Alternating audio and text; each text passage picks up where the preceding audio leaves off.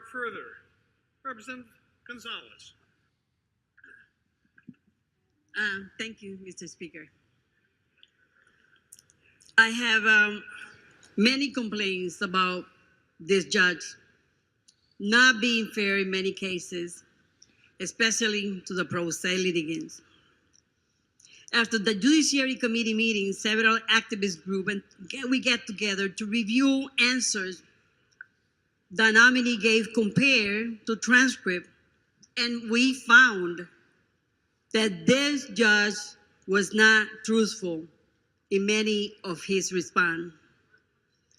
There were a case that I was following concerning mother trying to get custody of her kids and repeatedly complaining about the father drinking and putting the kids in danger. After repeatedly not being delivered and ignored, so the mother keep complaining because the kids are complaining. The kids, they were saying that they were scared. The father was driving always around with them and he was drunk. But they complained to the court and nothing happened. So the mother hired a private investigator. And then he went out. He took a picture of the father drinking.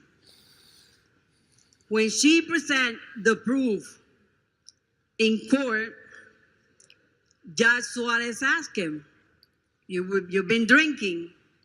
No, I'm not drinking. So the mother went ahead and he said, well, Your Honor, he is lying. He is lying because here is the proof that he was drinking. This picture was taken by a private investigator. And when the judge saw this picture, right there, he knew that this guy lied to the judge, lied in court. But we know that we have guardians ad litem. They protect those people. So the guardian ad litem was upset. She turned around and she accused the mother of parental alienation.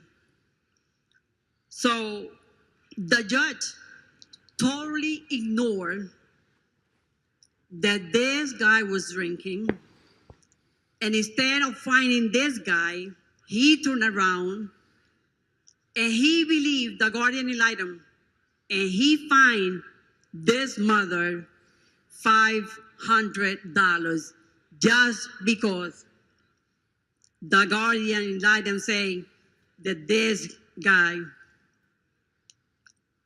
that the mother was doing parental alienation. And I believe that the judge should be neutral party and should listen to both sides of a case, not just one side. When I asked him in committee, do pro se litigants have the same right in your court? He should say, not in my court. And I got the question that I asked him. And I understand, yes, they were tough questions. Because I would say that I always complain about we don't have diversity on the bench. We don't have diversity on the bench. And most of the time, when they come here, I vote against the judges because if I don't see diversity, I don't think that is fair. So when people say, well, he didn't answer all the questions, yes, he did answer questions. But under oath, he lied. And that's, from all the other problems that I have, that's another problem. Another case that raised my concern was a case of Mr. Mortasca. ADA, after the case was closed 2.5 years, He went looking for a copy of the evaluation, the psych evaluation, something that he paid for it. And the clerk said, well, sorry, but your case has an informer notation, and we not allowed to give you any kind of information. An evaluation that he paid for it. Evaluation that I say before cost between $10,000 and $20,000. Through the case has been involved, like I said before, like 2 years and a half or more. No, with pending motion, Judge Suarez saw fit to waste precious state resources and time when this state is suffering a financial crisis. So when he find out that the family know that what he did was illegal, well, the judge right away called a status conference just to be sure that what he did, he wanted to justify what he did with the informant notation. Judge Suarez ignored court orders to release the evaluation. We have another case, Mr. Peter Simonik, who many of you know him.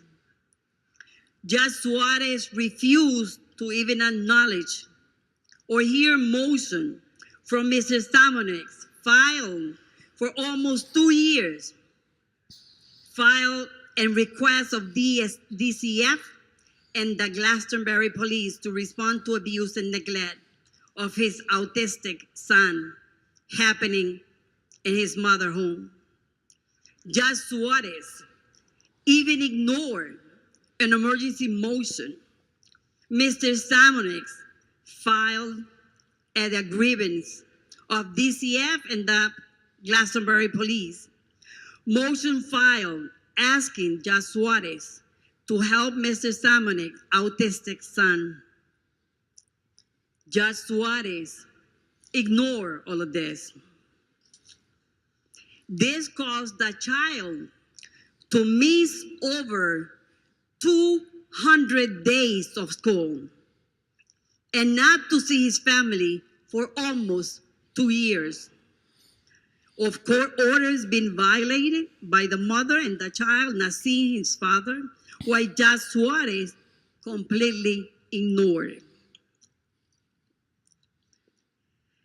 And this caused the town of Glastonbury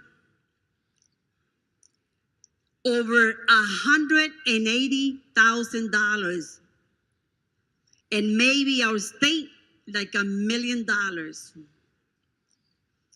Judge Suarez took from him for the first time since 2008. Judge Suarez denied Mr. Simonik equal time with his son after not allowing Mr. Simonik to see his children. Judge Suarez attacked Mr. Simonik's reputation and character in his court order to try to intimidate Mr. Simonik. This is a man, a father, who was recognized on the floor of the state Senate by Senator Fasano for his work and effort in this area for reform. Judge Suarez has no justification for his failure to protect Mr. Simonik's children and his family, and especially his child with autism. The other case, it was about a father that is fighting in court in New Haven for almost 7 years, trying to see his children. The case, they were going through a hearing. So everybody, court reporters, everybody's in court, and suddenly the attorney remembered But he has another case in Hartford. The presiding judge of that court in New Haven called Judge Suarez and asked him, can we reschedule your case because we have a very high conflict case here in New Haven, and it's costing the state and it's costing the father thousands and thousands of dollars. Judge Suarez said, no, I want you in my court today. So they suspend the case in New Haven, a case that is labeled as a high conflict case. Well, I'm gonna let you guys know why Judge Suarez ordered this lawyer to cancel the day in New Haven. Well, we find out that one of his fellow judges want to get divorced that day. This judge want to finalize his divorce. His wife didn't have not even an idea that that day she was going to finalize the divorce. So the judge preferred to cancel the case, ordered this attorney to cancel the case in New Haven because he wanted to be sure that his friend, a judge, was going to get divorced that day. So I'm asking here, what are the priorities for this judge? Their case was a very high conflict case, but that's what he did. People say, why Minnie's going after the judges? Well, you see here today, I voted for the good judges. I vote for the judges that I never receive a complaint. I protect those judges because if they are doing the right thing, we should protect them. But the one they are not doing the job, the one they are abusing their power, we should send them back. The people are looking and they know that we're not defending their rights. Now, Judge Suarez is a Latino. He's a Latino judge. We have maybe like around 200 judges here in Connecticut. But when you check the numbers, you will see the Latino judges, maybe less or 10 judges in court. So me that I always looking for diversity, the question that you should ask, he is a Latino, why Representative Gonzalez is after him? Well, I'm going to give you my answer. Latino, African American, white, if it's bad, it's bad. If that judge is not doing what he's supposed to do, he doesn't deserve to be in the bench. And I don't care if he's a Latino judge. I'm not biased. And when I complain about a judge, it's because I got proof. I got proof. I don't get up here and lie. If you notice, on the list for today, on the calendar, it was a judge on the first page, on the bottom. That judge, he stepped down. Now, when they asked me if I was going to vote for this judge, the one that stepped down today, my question was, yes, I am voting for that judge because I don't have nothing bad to say about him. I don't know the judge, but I don't have nothing. I can't get up and vote against a judge when I don't have the right information. I don't think that would be fair. And that's why I get up with the right information. So Latino or not, he's not doing his job. He's abusing parents. He's ignoring court orders. He's not there for the best interest of the child. And he's not looking for the pro se litigant and people with ADA. So I think, well, not that I think, it's time for us to send a message. It's time for us to send a message. Do the right thing. Treat people with respect. And you will see that I will never get up against them. And members of this General Assembly, God knows how many years I'm going to be here. One thing for sure is I'm not planning to retire pretty soon. That's for sure. Maybe I'll be here, I don't know, maybe 10 more years, who knows, 50 more years. But if I still see Latino judges, African American judges, white judges, they are not doing their job, be sure that I will get out. Because like it or not, the judges, I am the voice of those poor people that don't have resources to hire an attorney. I am the voice of those mothers. They are going through a lot of problems, many, many years without seeing their kids. I am the voice of those parents. And that's why I'm asking you, please not send this judge back to the bench. Thank you.